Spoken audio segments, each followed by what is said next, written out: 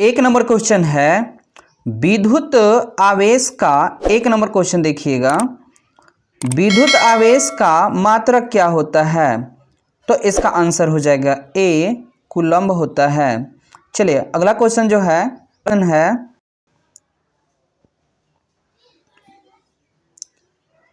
यदि एक समान रूप से आवेशित, दोस्तों देखिएगा, यदि एक समान रूप से आवेशित गोलक के अंदर स्थित बिंदु पर विद्युत क्षेत्र की तीव्रता कितनी होगी?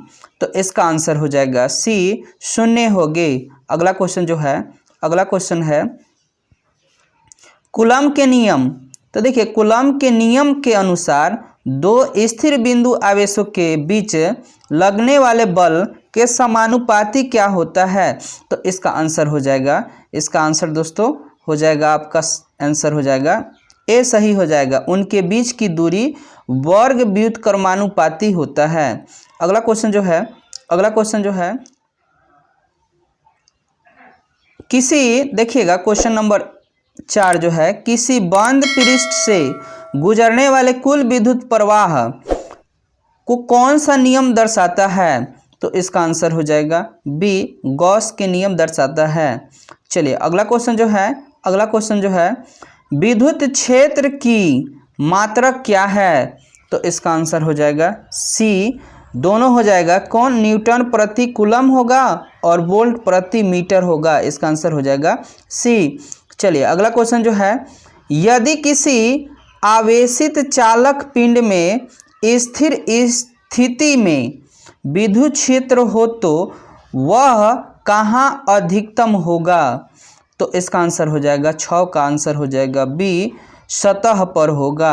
अगला क्वेश्चन जो है कूलम्ब बल और गुरुत्वाकर्षण बल में क्या समानता है? कूलम्ब बल और गुरुत्वाकर्षण बल में क्या समानता है? तो इसका आंसर हो जाएगा सी दोनों बल प्रतिलोम वर्ग नियम का पालन करता है। जिसका क्या बोलते हैं?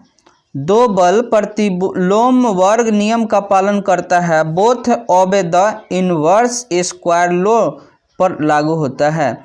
चलिए अगला क्वेश्चन देखिए दोस्तों, ये कमेंट में आप बताइएगा, ठीक ना, एक कूलम्ब कितने इलेक्ट्रॉन के बराबर होता है, ठीक है।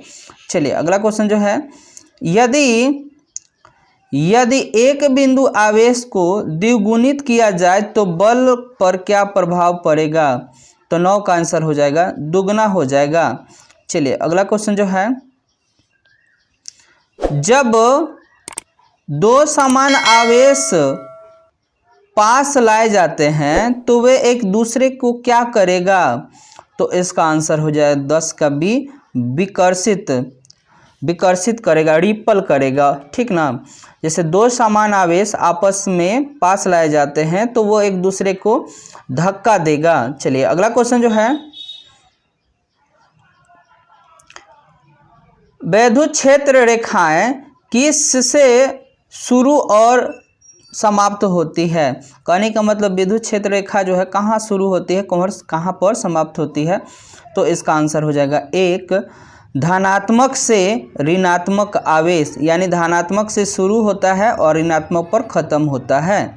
चलिए अगला क्वेश्चन जो है, यदि दो आवेशित वस्तु के बीच दूरी तिगुनी कर दी जाए तो उनके बीच का बल कितना होगा? तो इसका आंसर हो जाएगा बी 9 गुना घट जाएगा, डिक्रीज 9 टाइम्स। चलिए अगला क्वेश्चन जो है,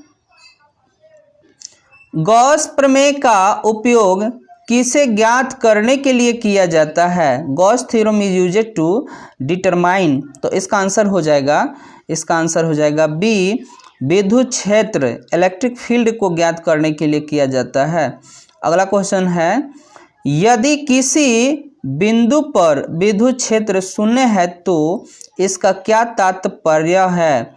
तो इसका आंसर हो जाएगा डी, इनमें से सभी जो है बात सही है।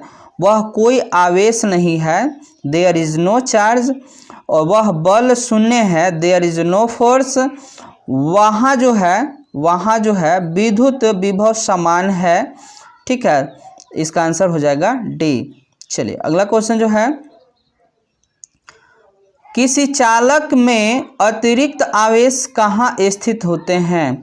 तो 15 का आंसर हो जाएगा बी, सतह पर होता है, ऑन द सरफेस पर होता है।